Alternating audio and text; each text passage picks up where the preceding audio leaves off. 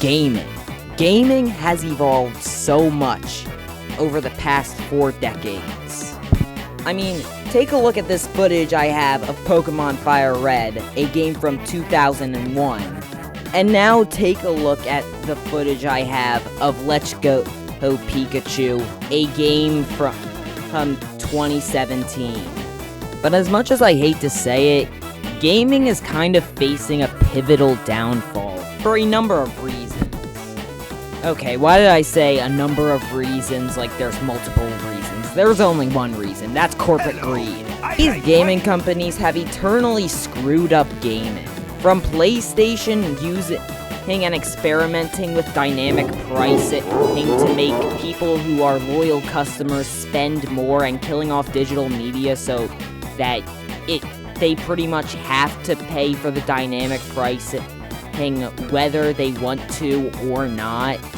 To Xbox doing some random BS like partnering the Xbox Game Pass with a Netflix subscription. To Nintendo trying to sue a father for naming their son Mario because of copyright infringement.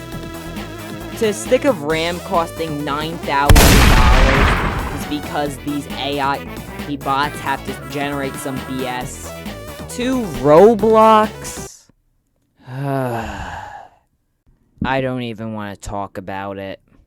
But anyway, gaming has definitely been facing a downfall because of corporate greed. So without further ado, let's try to get right into it. Quick disclaimer, take everything I say in this video with a grain of salt, as this video is for educational and entertainment purposes only. Okay, bro, you are not learning crap from this video. Also, I have never picked up a PlayStation or Xbox controller a day in my life. I only play Nintendo games. So if all this information sounds like it's biased, that's because it is. This is all coming from a Nintendo meat rider. I've been seeing a lot of videos about this kind of stuff, and I had to make a whole rant talking about this. Alright, first we're gonna start out with Xbox. Are happy to announce that we are in talks to combine Xbox Game Pass with Netflix for one affordable subscription plan. Wait, what? Xbox is joining Netflix? This is crazy! Yes, we will support tiers of no ad plans as well as ad-supported plans for those who wish to subscribe. Ad-supported plans? Are we really bringing ads to gaming?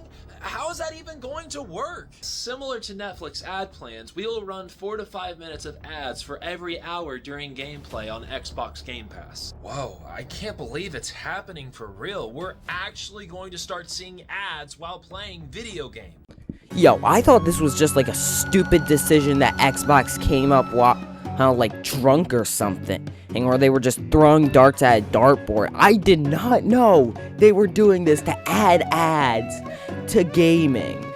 This has to be like rage bait or something. Like, I refuse to believe it. Alright, hey, here I am. I'm on Google and I'm currently looking up Xbox adding ads to gaming. Okay, Xbox is introducing ads in a limited, non-intrusive way through an ad-free supported version of Xbox Cloud Gaming, not directly by placing ads in full-price games. Microsoft is rolling out free ad support. So basically, they would play like an ad before you log into a game. Say you play like God of War or something, and it's on the ad plan. And so what you would get is you would get an ad beforehand, and you would get like 5 hours worth of ads a month. I'm not gonna attempt to figure out how much that boils down to per day, because if you've watched my videos before, you'll know that I'm an idiot. And if there are 3 days in a week,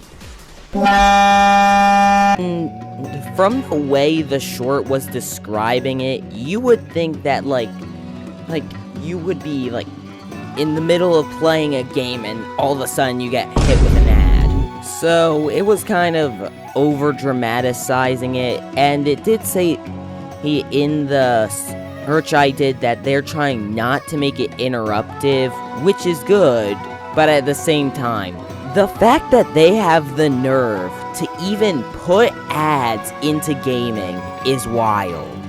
Now, I doubt that they will go out of business because they are owned by one of the biggest corporations in the world, Microsoft.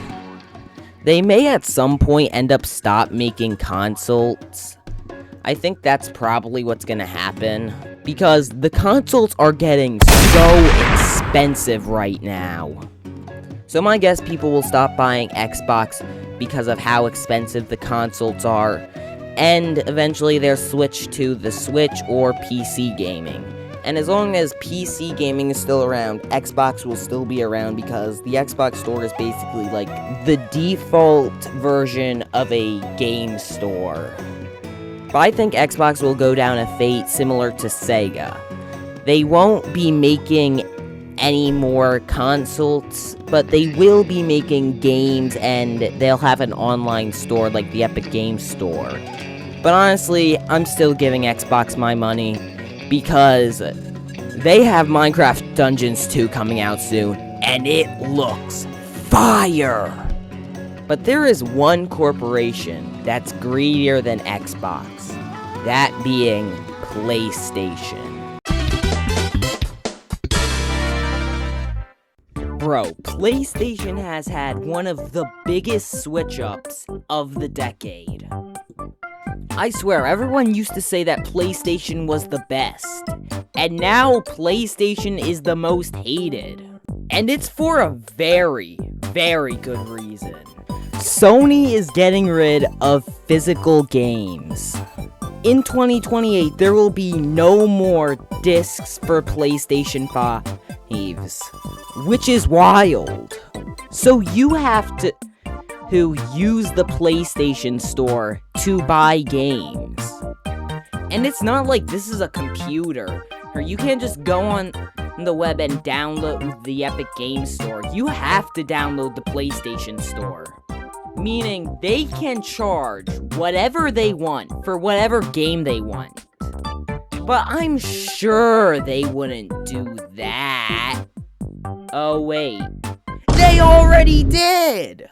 PlayStation Store is experimenting with dynamic pricing, and people are not happy. Basically, if you usually don't buy games, they might give you a little discount just to get the ball rolling, to get you to buy the game, and so far, that's mostly what they've been doing. But obviously, the goal here isn't to give people discounts. It's to find the people that are willing to pay more so they can charge them more. Like, okay, you bought Spider-Man and Resident Evil and God of War, so how about instead of charging you $55, we charge you $65? You can afford it, come on. Yeah, people are not gonna like this. Wendy's actually tried to do a similar thing, but the backlash was so bad that they were like, okay, never mind. Yo, why are the people who are paying more money for games getting charged more money than the people who haven't been paying money for games? Like, in what universe does that make sense?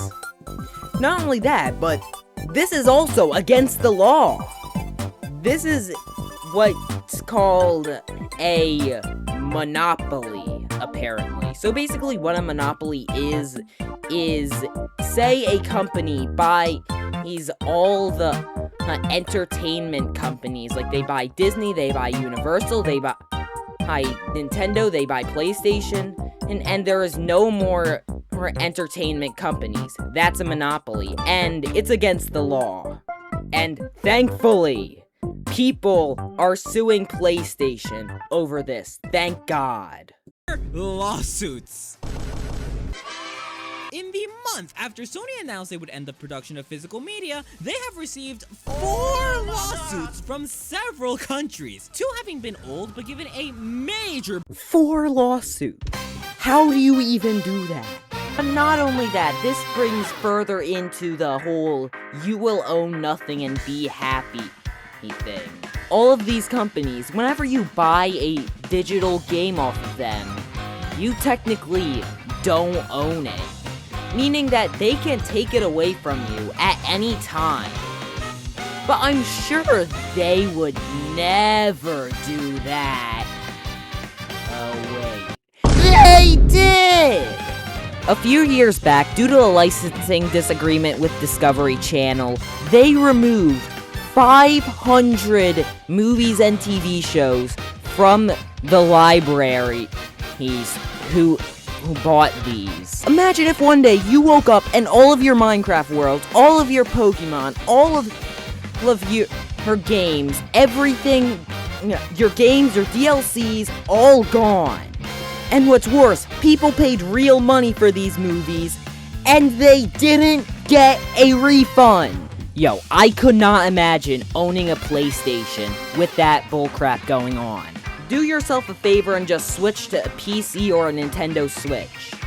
But not only that, PC gaming ain't even safe.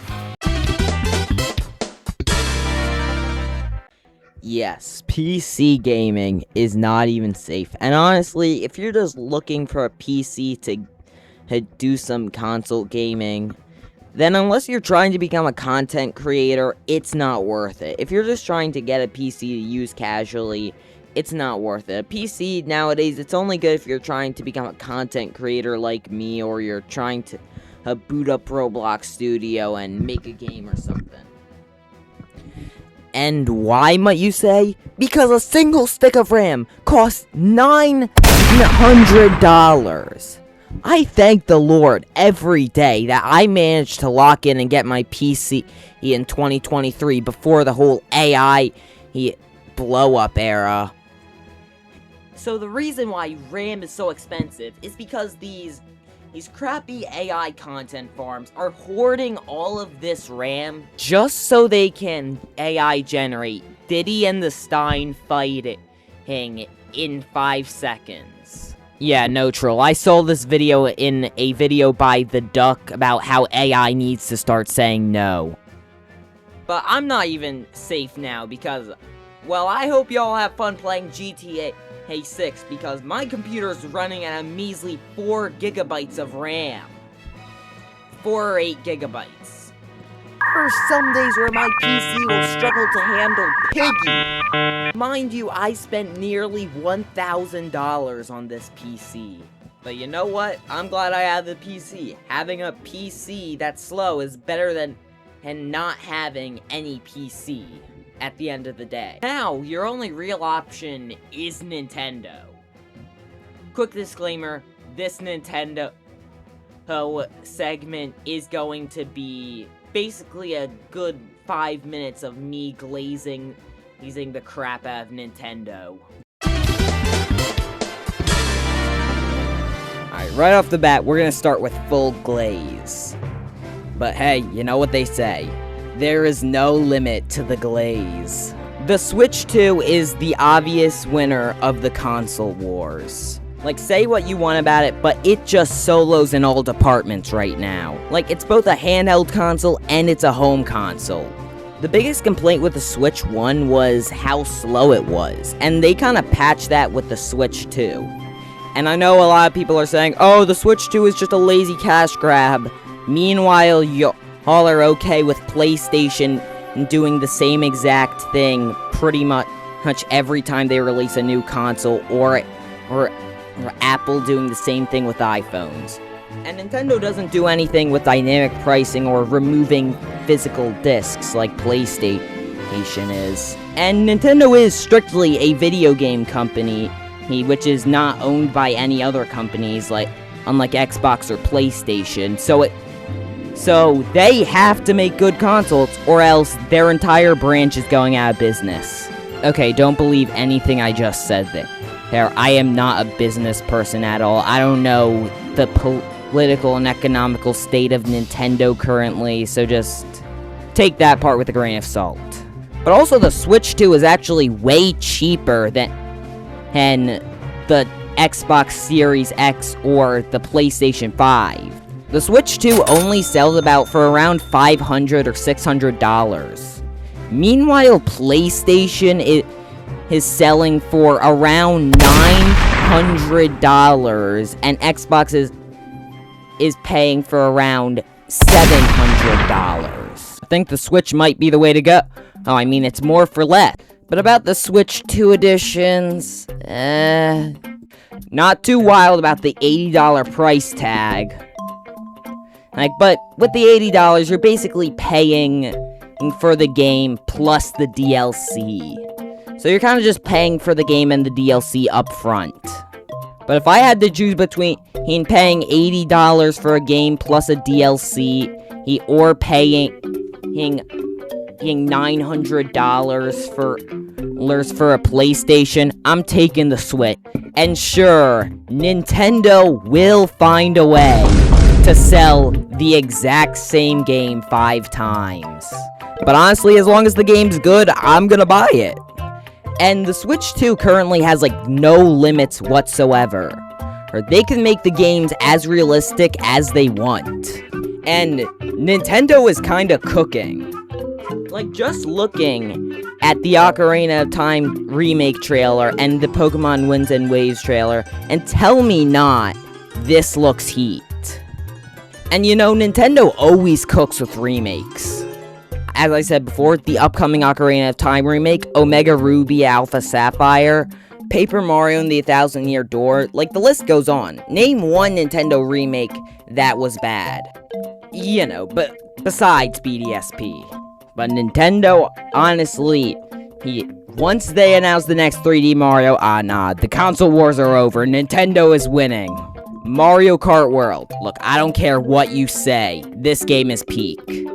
Like, I feel like the lack of courses, I feel like the open world track made up for it. I honestly loved the open world part of Mario Kart World. Plus, you can play as Tutorial Terry. Take my money. Just so we're clear, not getting paid by Nintendo anything. Nintendo's not sending me money to make them look good. I'm just doing all this glazing for free. But anyway, I'm trying to keep the video below 20 minutes, so I'm just gonna end the video here. But if you've made it this far and you aren't subscribed, consider subscribing and feel free to like the video while you're down there. It helps the channel out a ton.